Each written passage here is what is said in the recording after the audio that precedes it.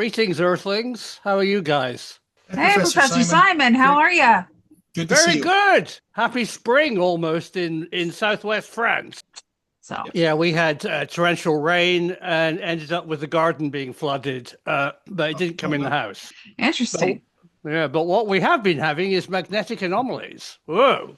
Yeah, we wanted to hear about that. Yeah, tell us what happened. You were in bed I at was in 10. bed. I missed it. All right. So your wonderful device is downstairs in the living room.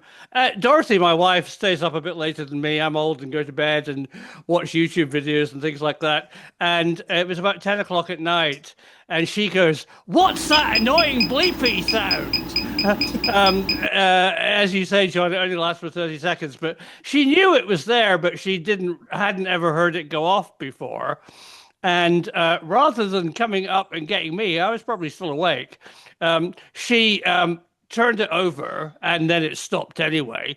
I didn't, of course, know about it, and nobody ran outside, which is a great shame because there is a great history of unknown phenomenon, UFOs or whatever you want to call them, in all globally. It has to be a global phenomenon, and why not in France? And Right. France, For in sure. fact, is very, very hot on recording sightings. You can go to the local cop station, fill out a standard form, what you saw, what was the color, time and date, and then there's a government funded, partially by European Space Agency fund and French government that actually will come and investigate them. And then they categorize them using the Jacques Vallée kind of categorization, French ufologist and fantastic guy. And it's then appears on a map as a likely, possible, weird or close encounter, sighting, which is So the public has pretty good access to the reporting data. That sounds good. Yeah. yeah, totally public. Every sighting, I suppose, maybe if there was something super for national security, if somebody saw something.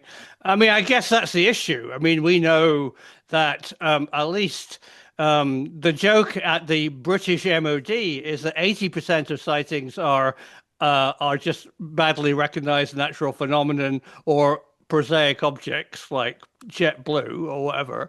Mhm. And their joke is the remaining 20% are things that we know and can't tell you, and the rest are aliens. But that's their inside joke. But I think there is a proportion of dark black, military projects which they might not publicize, but it's certainly more than zero of genuine phenomenon that people see, and it's all published. Yeah, it's good. So, Yeah. but that's what Uh, we do di- with our sightings. If you report it, report.ufotrack.com, right. it's going to appear on the map instantly too. I mean, this is instant. Nobody categorizes it or evaluates Right. it. So you can actually watch them stream across the countryside as soon as we get enough As devices out there. as the devices light up, Mhm. detect, it should make eventually a network of tracking. Yeah, good, Mhm. good. That's fantastic.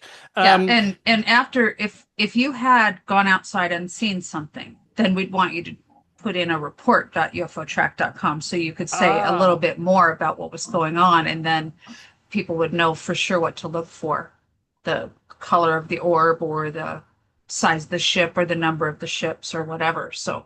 sometimes whether they have the device or not, they can go outside and they can keep reporting and we can keep tracking it across the countryside. So that's the hope. That's Yeah. the intent.